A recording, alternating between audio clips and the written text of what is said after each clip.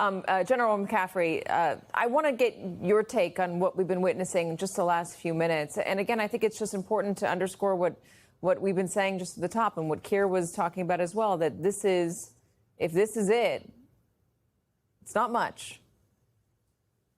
Well, sure. One caveat, the old battle axiom, the first reports are always wrong. So there's a lot of chaff out in the system right now, but it does look encouraging in the sense that we have substantial forces in the region, 2 carrier battle groups, 20,000 sailors at sea, a huge Air Force presence, not just in the Gulf Coast states and Saudi Arabia, but up in Italy and the UK. There are army forces defending Israel. So there were a target-rich environment for the Iranians.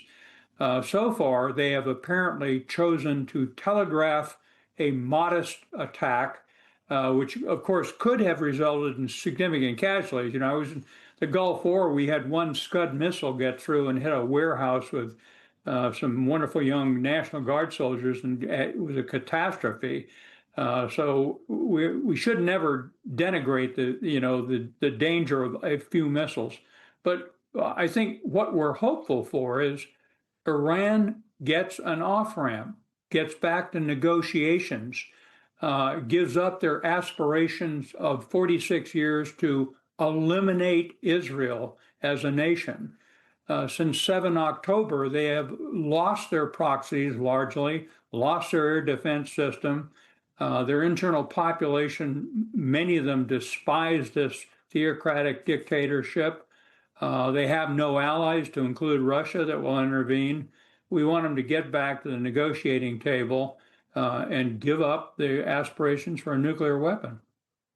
What do you think the involvement is among the regional neighbors for Iran? We have statements from various neighbors like Saudi Arabia condemning the aggression launched by Iran. Iran has been a nuisance, to put it mildly, in the Middle East. What sort of pressure are they going to be putting on Iran? And are they going to, maybe not overtly, but behind the scenes, going to be talking to the U.S. about what's next? Well, look, an awful lot of what happened in the Middle East ends up in the Shia divide, the Persian nation, and the Sunni Arab nations. At the end, they always look for that as the first explanation.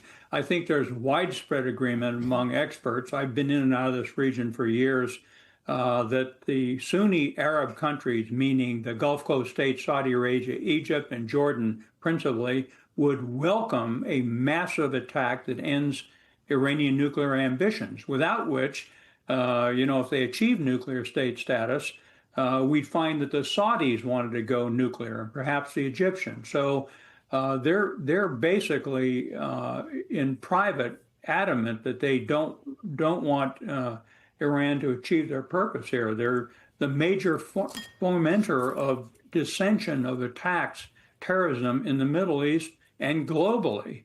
So I think the Arab nations are solidly behind what the U.S. is doing. The problem will be, how do we get the Iranians to talk? And maybe it's the United Nations, maybe it's the Russians, some third party that is allowed to mediate, that brings people to the table, because the Iranians have no good options. They're really in a hole. Are they going to stop digging and try and get their way out of it? They're some smart young people. The Iranians are courageous people. They're very sophisticated science capability, but they've been moving in the wrong direction. And now, hopefully, we can get them turned around.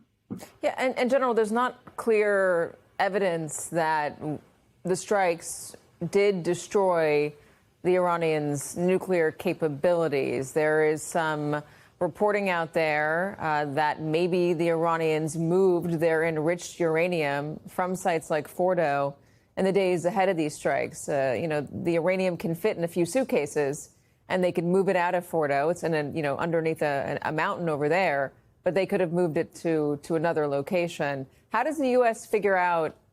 How does the U.S. figure out whether it's been moved?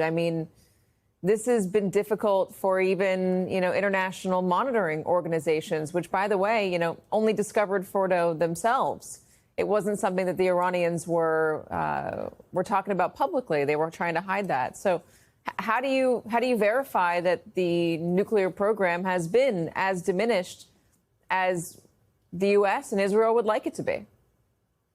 Well, we should have a working assumption that the 900 plus pounds of 60% enriched uranium, which can in a matter of days or a short while be turned into 90% weapons grade material, that undoubtedly got moved. All of it, some of it, we won't be able to find it, at least in the short run. But we should also accept the fact that these strikes by Air Force targeteers using multiple hits of 30,000-pound penetrating bombs undoubtedly were devastating in their impact on a giant industrial project costing billions of dollars, 30 years of efforts. Those centrifuges are sensitive instruments. I would assume, since they thought they had 2 weeks of safety to work on it, that they were packed with nuclear technicians scurrying around trying to move material out of the Fordow in particular. They were probably all incinerated in the attack. So it was a major blow. But you can't stop the Iranian nuclear program by military attack. You have to get weapons inspectors on the ground.